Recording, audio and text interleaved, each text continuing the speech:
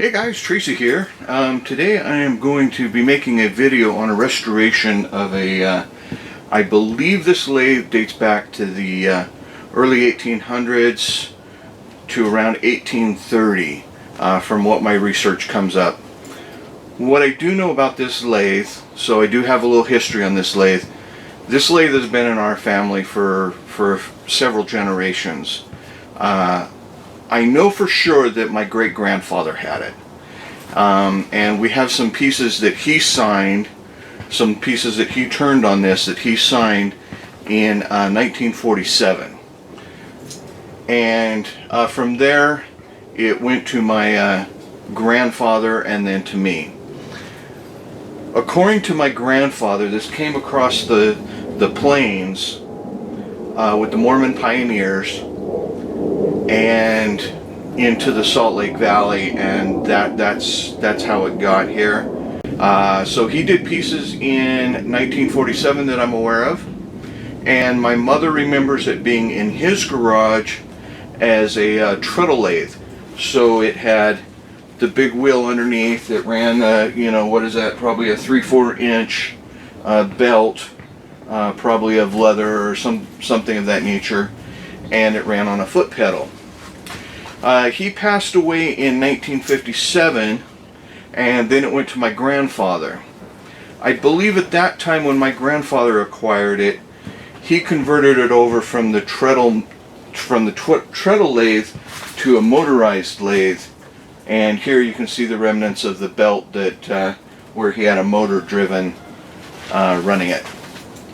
And I never seen the wheel for the treadle, and I never saw the foot pedal, so I have no idea whatever happened to those. They're definitely long gone at this point in time. I would like to, at some point, I'm going to restore this, but I'm going to restore it to a motorized. I want to use it again. But I would like to, I think I will construct at some point the treadle. I think I'm going to try to at least try to put it back to where it can be manually ran if I want to, just for fun. So let's see what else. Okay, so my great-grandfather passed away in 1958, went to my grandfather, and my grandfather passed away in 1992, and then I inherited it.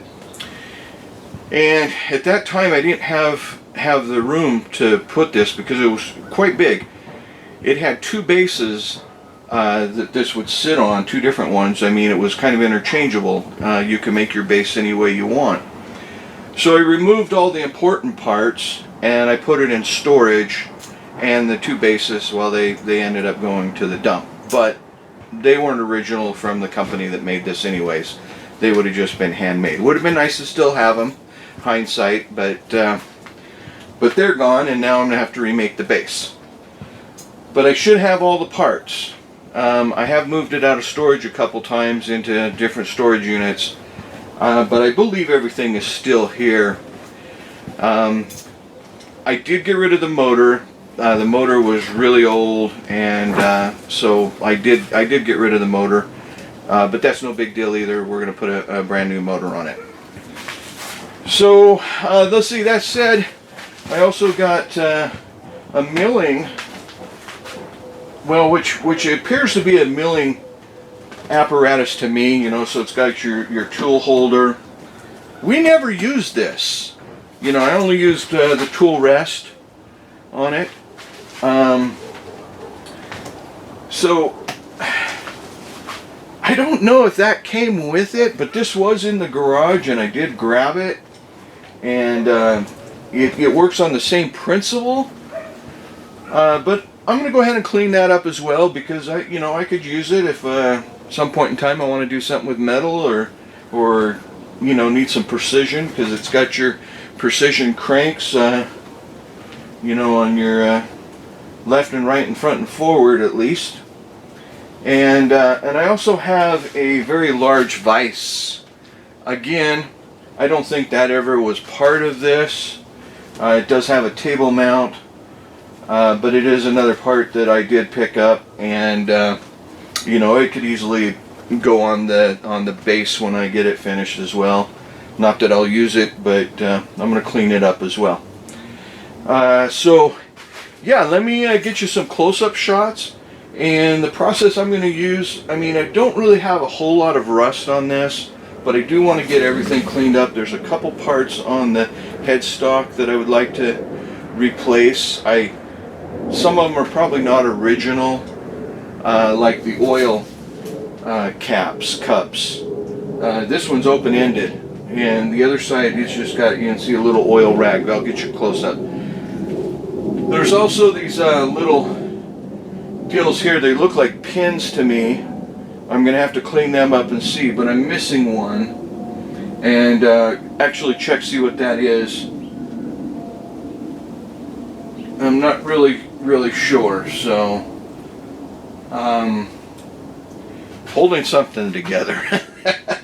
But we'll clean it up, and I would like to try to restore it as best I can. And but yeah, there's not a whole lot of rust, and it's really not in bad condition. I could probably squirt oil all over it and put it on a base and probably run it today if I wanted to, but I do want to try to clean it up as much as I can, and then we'll put some sealer on it, and then we'll get her running. So there you are. I'll get you some close-ups of this.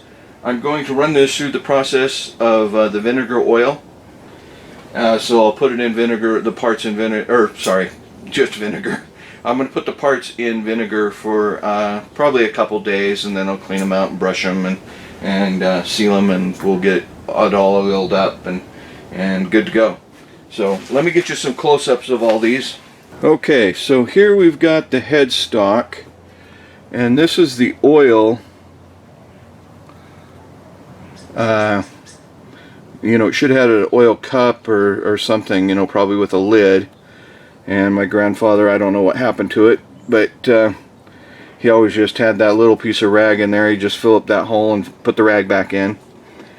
And this is the little pin that I was talking about is missing.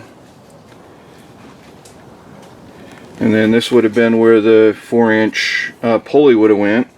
I also found another large wheel that looks like it could fit on there. I don't know if it really went to it or not. It very well could have, but I'm going to clean it up as well. This, I believe, was off the motor. Like I say, it's been in storage for like 28 years or something like that, and I believe this was on the motor. In my mind it had 3 gears, but you know, I don't know. I'm probably going to put a motor on there that has, you know, a 3 gear, so I can get 3 different speeds going. Here is a mounting plate. You would have screwed this to your wood. Pretty heavy duty. We got a couple of the spur chucks.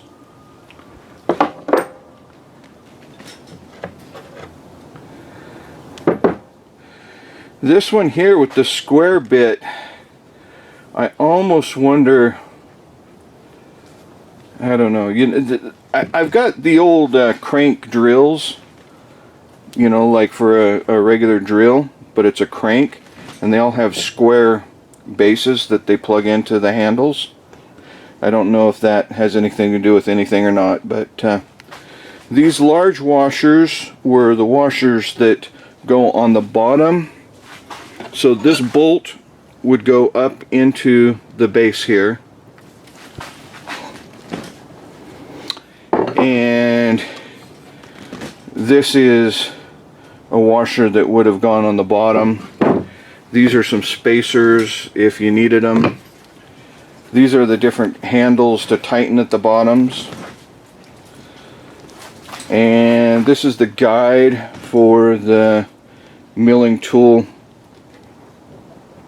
rest. I don't exactly know what you would call this piece, other than it's a part that you attach you would tighten your tools down, chisels or grinding edges, and then there is the massive vise. Now that one does have a name on it, and I'll clean it up and I'll try and look it up. If anybody has any information they can give me as far as dating this or the company that made it, that would be awesome.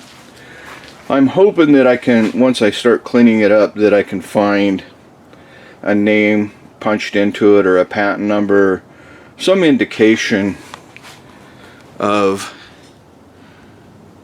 when and who built this. But at first glance, inspecting it, I couldn't find any markings at all. But once I clean it up, who knows, maybe there's something that's hiding underneath some of the grime. Well, there it is.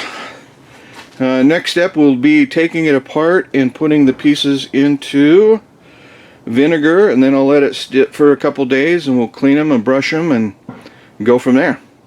Alright, on to the next step.